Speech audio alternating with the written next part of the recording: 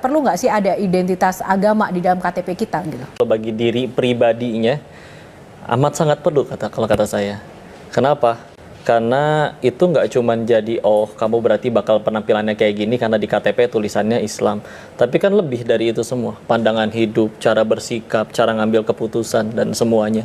Karena kalau misalkan nggak ada tuntunannya, kita apa selama ini ngarang gitu. Sedangkan contoh pengen jadi pemain bola aja belajarnya ke siapa? Lionel Messi atau Chef Juna? Jelas Lionel Messi gitu kan. Kecuali kalau pengen jadi koki ya belajarnya ke itu. Sedangkan kalau saya dulu mikirnya mati bakal, sukses pengen, mulia pengen, nggak cuma di dunia tapi bahkan di setelah kematian, bahagia juga pengen. Tapi orang tua tahu nggak di Thailand jadi bandar judi? Pada akhirnya tahu. Pada akhirnya tahu, tapi sebelumnya nggak tahu. Gimana responnya ketika akhirnya tahu? Kata Nabi itu ciri dosa dua ya. Satu membuat gelisah, dua tidak ingin diketahui orang lain. Maka kalau kita nggak pengen ngasih tahu sesuatu, makanya yang selingkuh, makanya yang para maling di negeri ini nggak ada yang jujur kan? Karena nggak mungkin, alhamdulillah berhasil nyuri uang rakyat 1 miliar kan nggak mungkin. Kan nggak mungkin diupdate di status, ya nggak?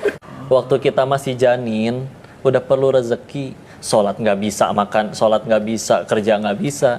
Tapi ibu kita makan sate, pecel, jengkol, pete dan segala macam diolah. Tubuh ngerti mana yang vitamin, mana yang ampas harus dibuang, dialirin ada yang ke ibunya, ada yang ke si janin. Pertanyaannya, itu janin yang nyari rezeki atau rezeki yang datengin janinnya? Rezeki yang datengin janinnya. Terus kamu udah gede, hey, bisa kerja, bisa sholat, bisa minta, bisa sujud minta pada Tuhanmu, segitu ragunya sama Allah. Si akal yang dibangga-banggakan kayak, ih aslinya saya teh bodoh ya, masa kayak gitu aja nggak kepikiran.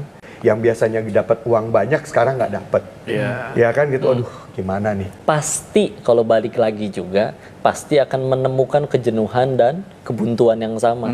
Kalau ujung-ujungnya bakal nyari Allah lagi, ya ngapain atuh bolak-balik? Mending kalau masih pas balik lagi masih ada umur. Kalau nggak ada, itu gimana ya, masih muda, masih panjang gitu kan, jadi pendakwah gitu, itu selalu terngiang-ngiang tidak untuk?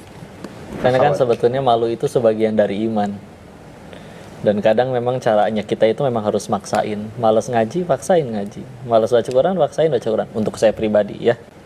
Karena memang bagi saya lebih baik untuk memaksakan diri ke surga daripada sukarela ke neraka. Baik.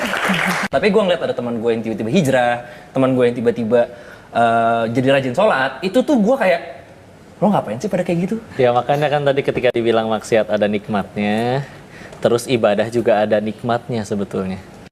Selagi kita masih di tengah-tengah, dua-duanya nggak akan nikmat. Seumur hidup, seluruh keinginan dikabul. Tapi nggak ada satupun perbuatan yang jadi amal. Meninggal bawa apa? Mau berhenti sekarang atau enggak? Karena saya yakin suka tidak suka.